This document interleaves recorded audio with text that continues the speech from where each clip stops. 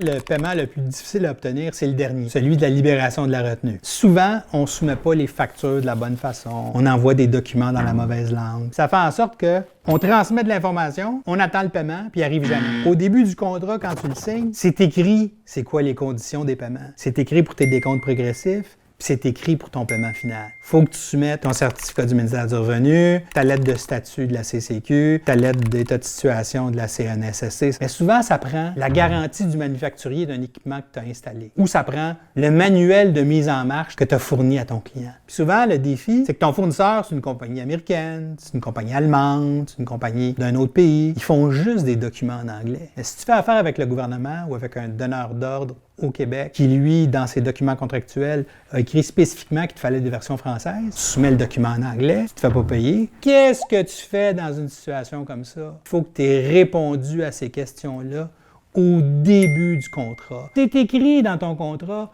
tu as juste à lire et à prendre les démarches nécessaires pour arriver à la fin d'une manière sereine et organisée. C'est juste de la rigueur, de la préparation puis de l'organisation. Ça règle 99% des problèmes. Chez Protection Fer, on peut t'aider. Appelle-nous.